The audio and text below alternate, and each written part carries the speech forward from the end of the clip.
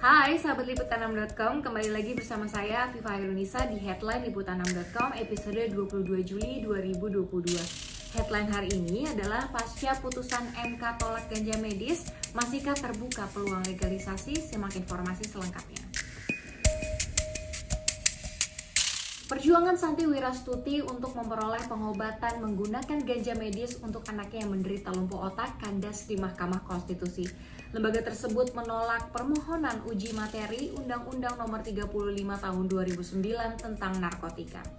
Hakim MK Anwar Usman menyatakan permohonan pemohon tidak dapat diterima, menolak permohonan para pemohon untuk seluruhnya.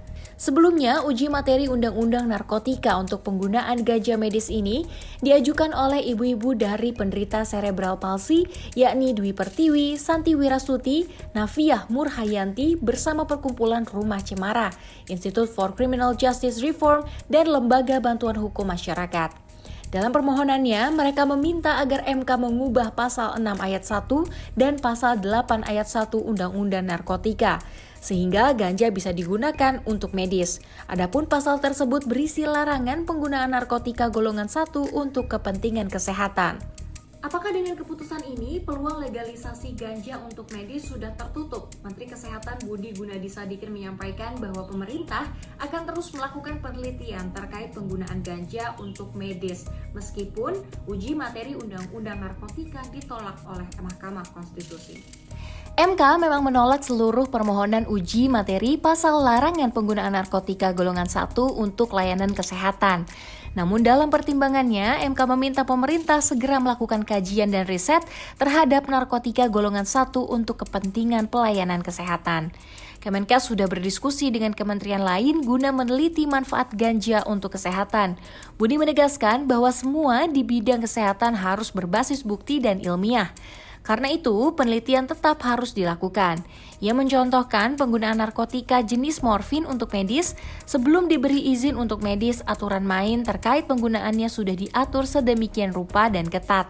Pun dengan ganja, Menkes Budi menyatakan bahwa ganja harus diteliti dulu supaya ada bukti medis apakah bisa dipakai untuk alasan kesehatan atau tidak, termasuk siapa yang boleh mendapatkan ganja medis hingga berapa dosisnya.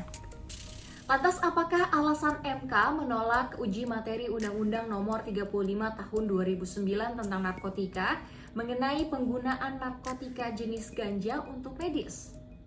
Hal tersebut diputus dalam rapat permusyawaratan hakim oleh 9 hakim konstitusi yang diketuai Anwar Usman dengan anggota Aswanto, Suhartoyo, Daniel Yusmik Pevoik, Wahidudin Adams, Arif Hidayat, Saldi Isro, dan Mahanan MP.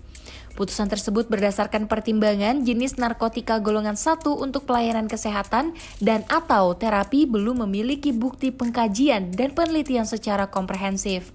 Dalam penjelasan Undang-Undang Nomor 35 Tahun 2009 ditegaskan, narkotika jenis tertentu merupakan zat atau obat yang bermanfaat dan diperlukan untuk pengobatan penyakit tertentu.